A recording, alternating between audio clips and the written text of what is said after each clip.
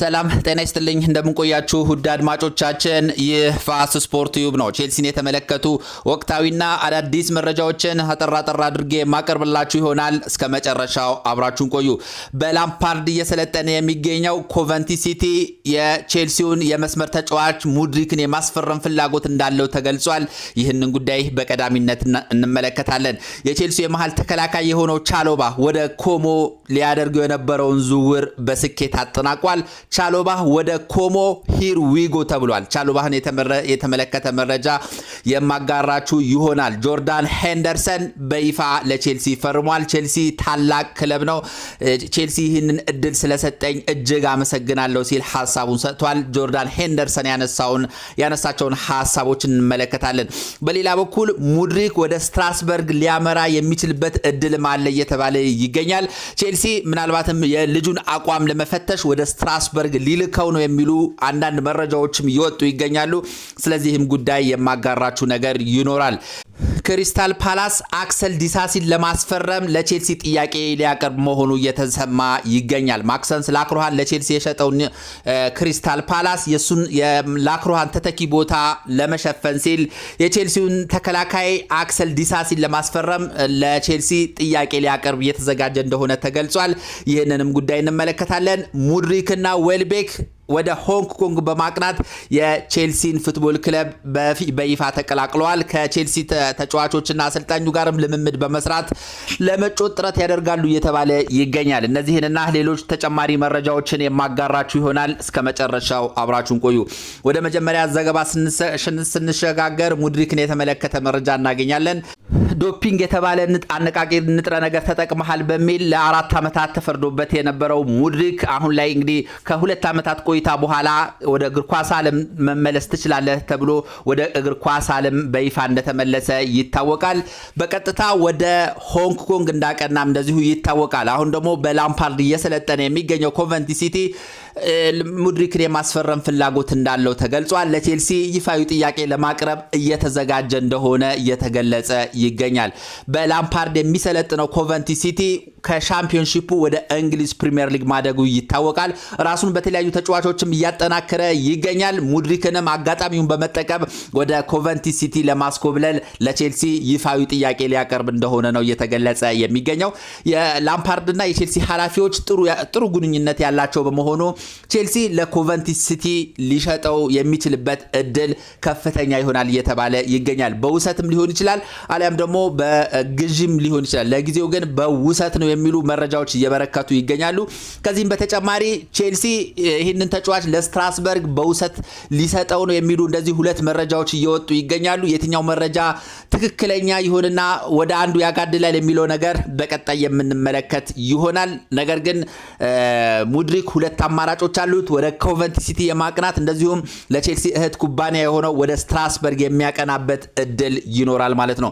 ወደ ሁለተኛው ዘገባችን ስንሸጋገር ቻሎባህን የተመለከተ መረጃ እናገኛለን። ቻሎባህና ኮሞ በግል ጉዳዮች ዙሪያ ላይ ከዚህ ቀደም ስምምነት ላይ መድረሳቸው ይታወቃል። አሁን ደግሞ ቼልሲና ኮሞ በዝውውር ላይ ስምምነት ላይ ደርሰው ቻሎባህ ወደ ኮሞ ሂር ዊጎ ተብሏል። በዚህኛው በኮሞም ክለብ እንደዚሁ እያሰለጠነ የሚገኘው የቼልሲ የቀድሞ ሌጀንድ የሆነው ፋብሪጋዝ ነው። ፋብሪጋዝና ቼልሲ አንዳንድ ውይይቶች ሲያደርጉ ነበረ። ይህ ፋብሪጋዝም የዚህ ተጫዋች በጣም ፈላጊ ነበር። በተደጋጋሚ ጊዜ የተለያዩ ዋጋዎችን በማቅረብ ልጁን ለመውሰድ ጥረት ሲያደርግ ነበረ። አሁን ግን ጥረት ውስጥ ተሳክቶ ሂር ዊጎ ተብሏል። 30 ሚሊዮን ፓውንድ ኮሞ ለቼልሲ ያቀረበው የዝውውር ገንዘብ ነው። እንደ ሁኔታው የታየ እንደዚሁ እስከ 6 ሚሊዮን ተጨማሪ ገንዘብ ለመክፈል እቅድ እንዳለው ማለት በውይይቱ ላይ እንደሰፈረ ተገልጿል። ስለዚህ የቼልሲ ተከላካይ የሆነው ቻሎባ ወደ ኮሞ ሂር ዊጎ ተብሏል። ሄንደርሰንን የተመለከተ መረጃ ስንመለከት ቼልሲ ሄንደርሰንን እንዳስፈረመው ይታወቃል። ትላንትና ምሽት ሄንደርሰን በይፋ ለቼልሲ ፊርማውን አኑሯል። ቼልሲ ትልቅ ክለብ ነው። ይሄ ክለብ ይህንን እድል ስለሰጠኝ እጅግ አድርጌ አመሰግናለሁ። ለቼልሲ ደጋፊዎች ለዚህ ማሊያ ያለኝን ነገር ሁሉ ለመስጠት ዝግጁ ነኝ ሲል ሄንደርሰን አስተያየቱን ገልጿል። በቼልሲ ወጣት ተጫዋቾች ይበዛሉ። እነሱን ለማሰልጠን እነሱን አንዳንድ ነገሮችን ጋይድ ለማድረግ ዝግጁ ነኝ። ለቼልሲ ያለኝን ነገር ሁሉ ሰጣለው ሲል ሐሳቡን ሰጥቷል። ወደ ሌላኛው ዘገባ ስንሸጋገር አክሰል ዲሳሲን የተመለከተ መረጃ እናገኛለን።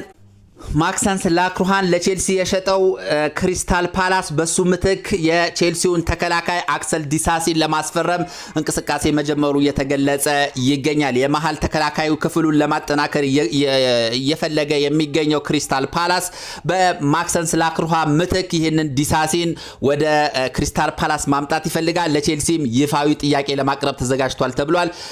ቼልሲ ይህንን ተጫዋች የመሸጥ ከፍተኛ ፍላጎት አለው። በተደጋጋሚ ለመሸጥ አስቦም ሳይሳካለት ቀርቷል። ስለዚህ ክሪስታል ፓላስ ጥያቄ የሚያቀርብለት ከሆነ ቼልሲ አይኑን ሳያሽ ያለ ጥርጥር ይህንን ተጫዋች ለክሪስታል ፓላስ ይሸጠዋል ተብሎ ይጠበቃል።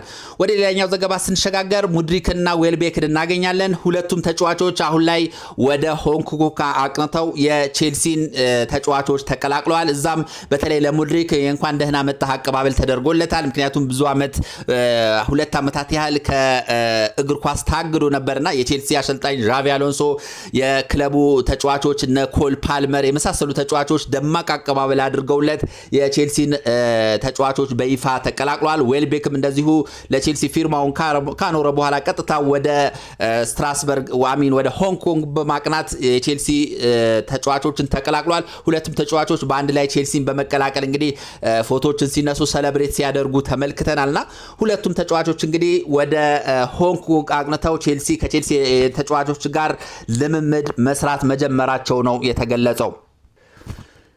በሌላ ዜና ፔድሮ ኔቶን ለማስፈረም አንዳንድ ክለቦች ጥያቄ ማቅረባቸው እየተዘገበ ይገኛል። በተለይ ማንቸስተር ሲቲ ፔድሮ ኔቶን የማስፈረም ፍላጎት አለው ተብሏል። ለቼልሲ ይፋዊ ጥያቄ አላቀረበም። ነገር ግን የቼልሲ የቀድሞ አሰልጣኝ የነበሩት ኢንዞ ማሬስካ ልጁን የማስፈረም ፍላጎት አላቸው ተብሏል። ቼልሲ ለዚህ ተጫዋች እስከ 75 ሚሊዮን ፓውንድ ያህል እንደሚፈልግ ነው የተገለጸው። ሌላው ይህንን ፔድሮ ኔቶን የፈለገው ተጫዋች የጣሊያኑ ክለብ ኤሲ ሚላን ነው። ይህንን ተጫዋች ለማስፈረም እንቅስቃሴ መጀመሩ ተገልጿል። ለቼልሲ ሁለቱም ክለቦች እስካሁን ድረስ ይፋዊ ጥያቄ አላቀረቡም። ነገር ግን የማስፈረም ፍላጎት አላቸው እየተባለ ይገኛል። ማንቸስተር ሲቲ ከፔድሮ ኔቶ በተጨማሪ ማሉ ጉስቶንም እንደዚሁ የማስፈረም ፍላጎት አለው ተብሏል። ቼልሲ ለዚህም ተጫዋች እንደዚሁ እስከ 70 ሚሊዮን ፓውንድ ያህል ጠይቆበታል። ማንቸስተር ሲቲ ግን ለሁለቱም ተጫዋቾች የቀረበው ዋጋ የተጋነነ ነው፣ ይሄን ያህል መክፈል አልችልም፣ ከ50 እስከ 60 ሚሊዮን ፓውንድ ይሁንልኝ እያለ ይገኛል። በይፋዊ ጥያቄ እንደዛ ባይልም የማስፈረም ፍላጎቱ ግን በዚህ መጠን ነው እየተባለ ነው የሚገኘው። እንግዲህ ኢንዞ ማሬስካ ሁለቱም ተጫዋቾች አብረው የሰሩ በመሆኑ ወደ ኢቲሃድ የመውሰድ ፍላጎት አላቸው ተብሏል። እንግዲህ የልጆቹ ሁኔታ በቀጣዮቹ ሳምንታት የሚወሰን ይሆናል። በአጠቃላይ እንግዲህ ቼልሲን በተመለከተ የተሰሙ ዋና ዋና መረጃዎች እነዚህ ነበሩ። ስለነበረን ቆይታ እጅግ አድርጌ አመሰግናለሁ። መልካም ጊዜ